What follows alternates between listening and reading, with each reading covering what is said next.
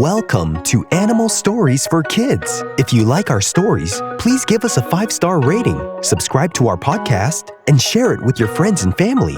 If you're listening on Spotify, you can support the podcast through listener support. Plus, check out exclusive show-related content and join the community at patreon.com/Animal Stories for Kids.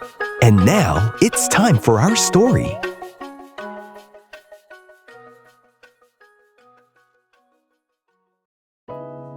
Once upon a time, there was an Anhinga named Layla. Layla the Anhinga lived in the wetlands where the tall trees swayed gently in the breeze and dipped into the water. She was having a wonderful morning in her wonderful watery world. The sun was shining just right, and the marsh was alive with all sorts of birds, squawking, chirping, and flying about. Layla the Anhinga loved her home. It was perfect for her, with lots of water, tall grass, and plenty of fish to eat. But today, Layla was on a mission. She had just finished her morning swim, where she had been diving underwater to catch fish. Unlike most birds, Layla the Anhinga couldn't just sit at the top of the water and fish. She had to dive deep, using her long, sharp beak like a spear to grab her lunch. And she was really good at it. But there was one thing about being an Anhinga that was a bit tricky. Her feathers got soaked. Unlike some other birds, Layla's feathers weren't waterproof. The cormorants, her cousins, had the same problem. They would dive and get all wet too. But the herons, ibises, and storks, they didn't understand. They could just stand in the water, wade around, and stay dry while catching their food. And they always teased Layla the Anhinga and the cormorants for looking so wet and soggy when they came out of the water. But Layla didn't mind the teasing too much. She was used to it. After all, getting wet was just part of being an Anhinga. But today, she had a different problem. She needed to dry off. And there wasn't a good spot in sight for her. "Where am I going to dry my wings?" Layla the Anhinga thought, flapping her soaked feathers. Normally, she'd find a nice sunny spot and spread her wings wide, letting the sun do its job. But today, every branch and log where the sun was shining on seemed to be taken. The herons were standing tall on the best logs, looking so proud. The ibises were perched on the low branches, grooming their shiny dry feathers. And the storks, well, they had taken over the grassy patches, stretching their long legs and making the ground look so cozy. Layla sighed and looked around. "I guess I'll just have to find my own special spot," she thought. So she flapped her wings and flew to a nearby branch. But down swooped the cormorant, snatching it up right before her. Sorry, Layla," the cormorant said, looking embarrassed. First come, first served." Layla the Anhinga tried another spot. But a heron quickly shuffled over and blocked it with its tall legs. "Better luck next time," the heron squawked, its long neck bobbing in the air. "Aw," Layla groaned. She was getting frustrated. Her wings were heavy and soggy, and all she wanted was to dry them off. Then, an idea popped into her head. "Maybe I'll try something new. Maybe I'll dry off while flying." Layla the Anhinga took a deep breath, stretched out her long wings, and leapt into the air. The wind felt nice on her feathers, and for a moment, she felt light and free. This might actually work," she thought with excitement. But as Layla flew higher and higher, her wet feathers made it harder and harder to stay in the air. Soon, she started wobbling and wobbling until, splat! She tumbled right back into the water.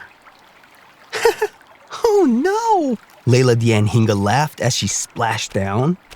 "Well, that didn't go as planned." From the shore, the herons, storks, and ibises giggled softly. Even the cormorants tried to hide their chuckles behind their wings. But Layla wasn't mad. She knew that every Anhinga had to find their own way to deal with wet feathers.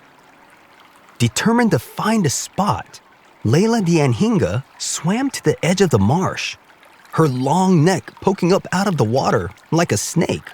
She looked around one more time. And then, there, at the far end of the marsh, was a little tree with a big sunny branch all to itself. Layla was excited and said, "That's it! That's my perfect spot!" She wiggled her way over to the tree, her legs kicking under the water as she swam. Once she reached the shore, she hopped up onto the branch, fluffed up her feathers, and stretched out her wings as wide as she could. The sun felt so warm, and the breeze started drying her soggy feathers almost immediately. As Layla the Anhinga basked in the sunshine, she smiled and thought about how every bird in the marsh had their own special way of doing things. The herons, ibises, and storks might never understand what it was like to be an Anhinga, and that was okay.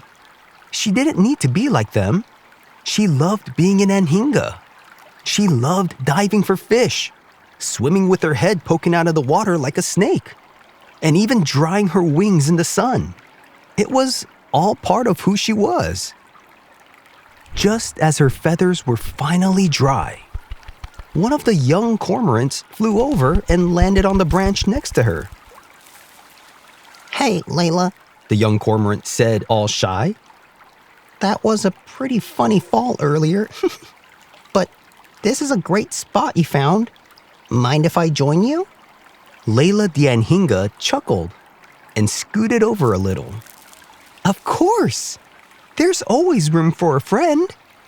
And so, as the sun set over the marsh, Layla and her new friend sat side by side, wings outstretched, soaking up the last sun rays of the day. The herons, ibises, and storks all continued doing their own thing, but Layla didn't mind. She had found her perfect spot.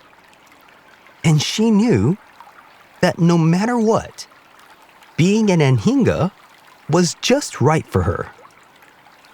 And as the gentle breeze ruffled through her now dry feathers, Layla smiled, feeling completely at home in her wonderful, watery world. And the Anhinga lived happily ever after. The end.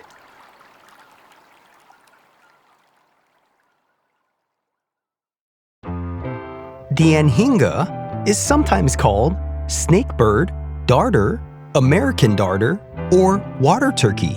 The word Anhinga comes from Anhinga in the Brazilian Tupi language, and it means snakebird or devil bird.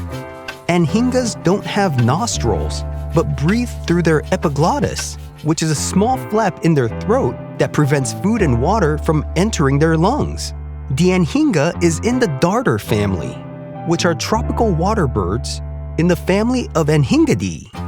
The Anhinga live in warm swamplands and shallow waters. Most Anhingas can be found in South America, in the United States in the Southeast, Cuba, Mexico, and the Caribbean islands. The Anhinga is a large bird, and they can range from 30 to 37 inches long, with a wingspan of over 3.5 feet. They can weigh from 2 to 3 pounds. Their bills are long, sometimes about twice the length of their head, and they're sharp and pointed and colored yellow, and they have webbed feet that are yellow too. Anhingas have long, thin necks, which is why some people call them snake birds. Because when they're swimming in the water, all you can see are their necks and their heads, which is shaped like a snake about to strike. Their beaks are sharp and pointy, perfect for catching fish. They have long wings and tails, which help them swim and dry off. Anhingas are usually black or dark brown with shiny feathers that can look a little green or blue in the sunlight.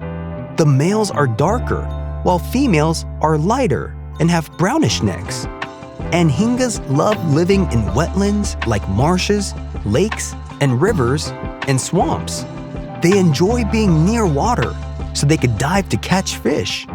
When they swim, they can sink low in the water with just their neck sticking out, like a snake. Unlike ducks, their feathers don't repel water, so they can get wet when they swim. The Anhinga mostly eats fish, but they can also catch other small water animals, like frogs or insects.